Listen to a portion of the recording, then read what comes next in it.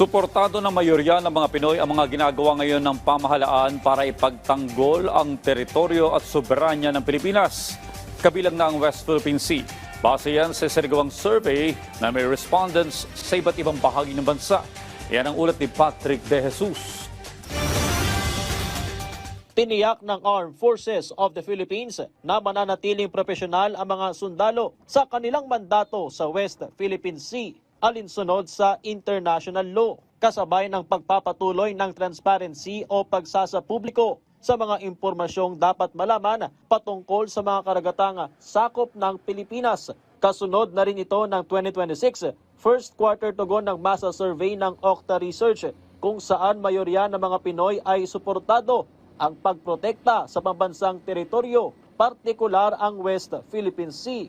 Nagsisilbing inspirasyon ito sa AFP para labanan ang panghihimasok at mga iligal na aktibidad sa karagatan ng bansa at igiit ang karapatan ng Pilipinas. Base sa survey na kinomisyon ng AFP at isinagawa noong Marso na may 1,200 respondents sa iba't ibang panig ng Pilipinas, 76% ang nagsabing handa silang makiisa sa mga ginagawa ngayon ng gobyerno para ipagtanggol ang teritoryo at soberanya ng Pilipinas, kabilang ang West Philippine Sea, habang 7% ang hindi sang-ayon. Napansin naman ng Octa Research sa survey na sa Davao Region ang may pinakamataas na disagreement rate na 34%, habang sa Central Visayas ang may pinakamababang pagsang-ayon.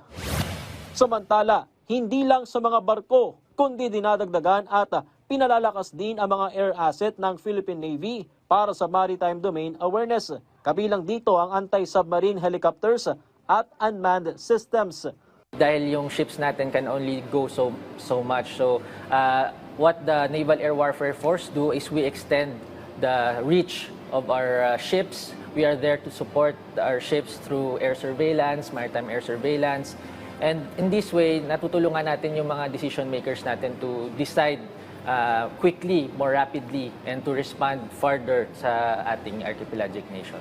Patunay umano ito ng transformation at modernisasyon ng Navy na nagdiriwang ng ika-128 anibersaryo. Dati po, ang tawag po sa kanya ay Legacy Navy kasi po yung kanya mga barko is yung mga makalumang barko na, World War II ships. So we have already transformed. It's because of our Philippine Navy Strategic Sail Plan. Ano po yung vision po namin? To be modern and multi-domain and a self-reliant naval force that is a credible partner in the region. Patrick De Jesus para sa Pambansang TV sa Bagong Pilipinas.